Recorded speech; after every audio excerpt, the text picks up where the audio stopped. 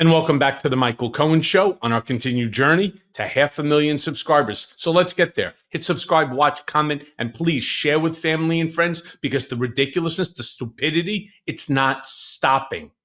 Look, you know the expression, numbers don't lie, people do? Well, numbers don't lie. And while Trump's approval ratings are sinking lower and lower, it's still baffling at least to me, that any percentage of Americans would actually approve of Trump's economy. Well, my co-host Ben Meiselas and I, we spoke about this on Political Beatdown. But before I go to that clip, I want to show you a clip from CNN this morning. A few weeks back, remember when Trump posted on Truth Social that CNN's Harry Enton was a good pollster? Well, not really so sure that he'd say the same thing today or be happy with what Harry said this morning. Play the clip.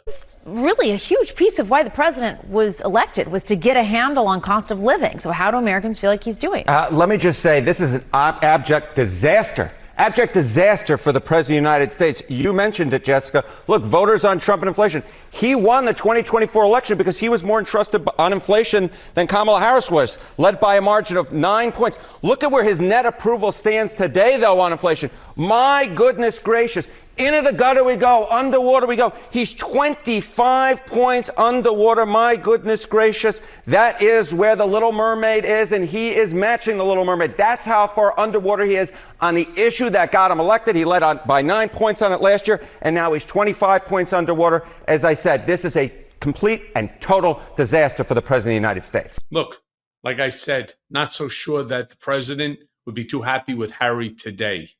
But now, let me show you what we talked about on Political Beatdown. Play the clip. Let me just show you what Ralph Norman said, MAGA Republican leader, about costs going up. Let's play this clip.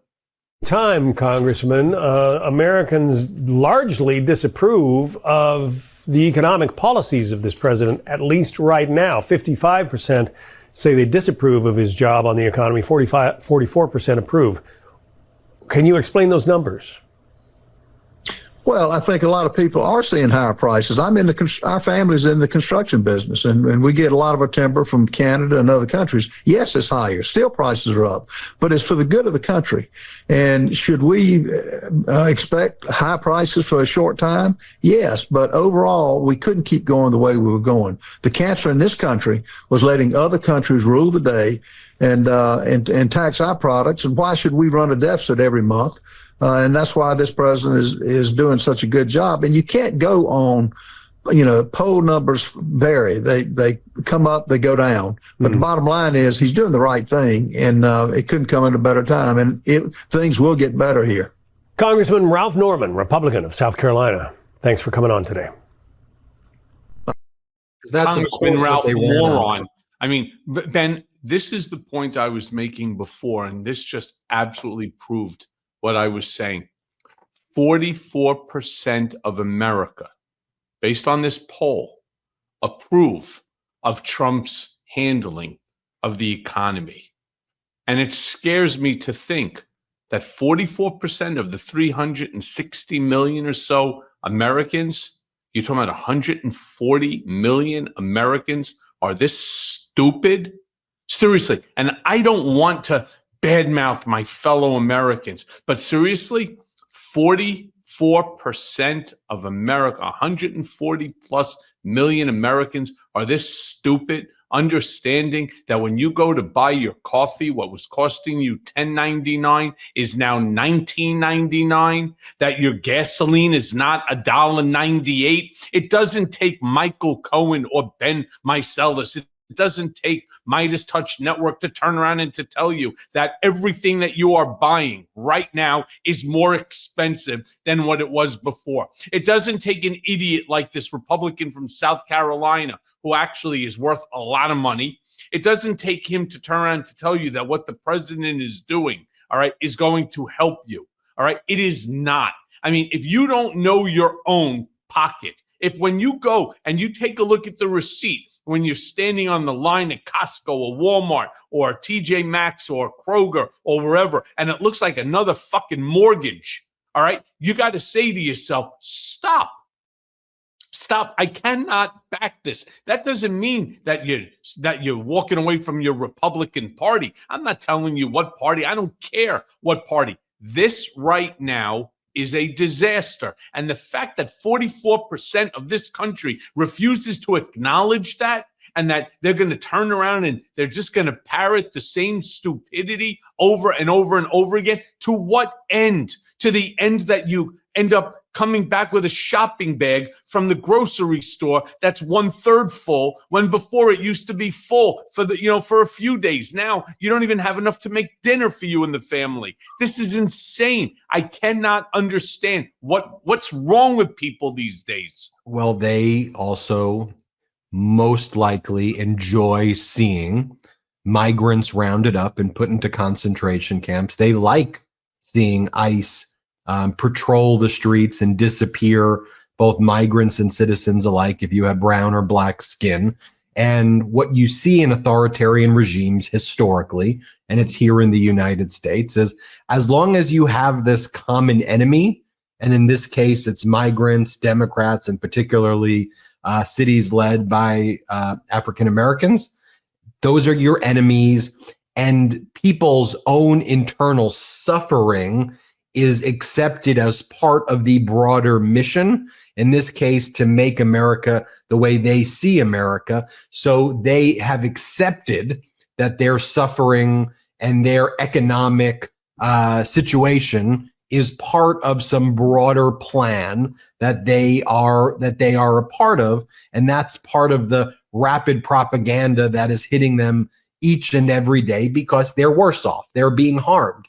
You know, these are people who were whining about wearing masks during COVID, who are okay with the government literally declaring martial law and sending troops into Washington, D.C., and they don't see that. I mean, these are people who go after a Dr. Fauci and go after or go after a whoever, but are okay with Elon Musk putting chips in, like actual chips, in people's heads, or RFK Jr. saying, he's working with Palantir, an AI company, to create lists on everybody in Americans' health, to track everybody.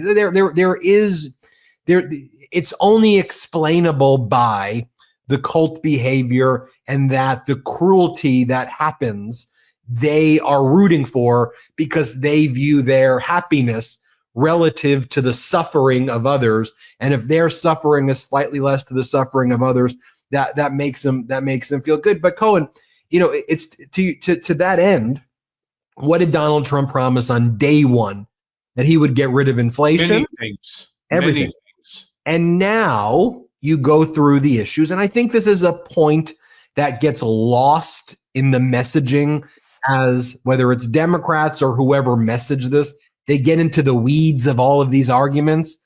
Just remember, Donald Trump promised on day one he would reduce prices, that he would end the war in Ukraine in 24 hours and end the war in Gaza in 24 hours. Now, when you ask Donald Trump today, what did you mean by that? He goes, I was joking.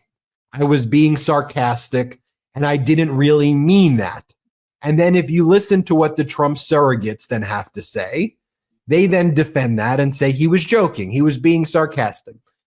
To me, Democrats or people who message, whatever you want to say, once they get there, they move on, when really that's when you have them cornered. Because at that point, they're in the corner saying, we're joking, we're comedians.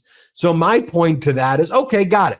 So everything you say every single day is part of a stand-up comedy routine. We're a joke to you. You find all of this funny.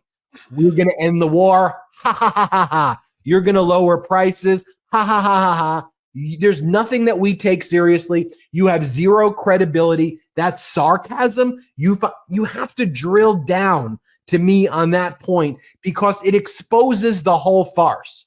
What really they're saying is we're a bunch of frauds. We're liars. We lie. We wake up and we lie to you. And then once we're caught, we go, wasn't that funny? It's not funny. You're not comedians. Like when Don Jr. posts the photo of Donald Trump on the roof throwing green penises at WNBA players and says this is a funny meme. I'm like, what's funny about it? Like, what? I don't see the humor of this. I missed the humor in that one too. What do you say?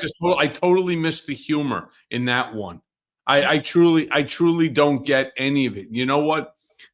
I don't care, whether these people have this amount of hatred and cruelty in their hearts, that, it makes them feel better about themselves if somebody is being, disappeared, detained, have their rights violated, and so on. At the end of the day, if you can't put food in your family's mouth, if you can't afford to have a roof over your head, if you can't afford your medication and so on, I don't care how much hatred these idiots have in their heart. They only start thinking about themselves, because no matter how much you may hate the other guy, you hate feeling hungry. Hungry is the worst feeling that you could possibly imagine. All right. And I'm just, again, when 44% of America believe that this is fine, when you hear people turning around and saying that they would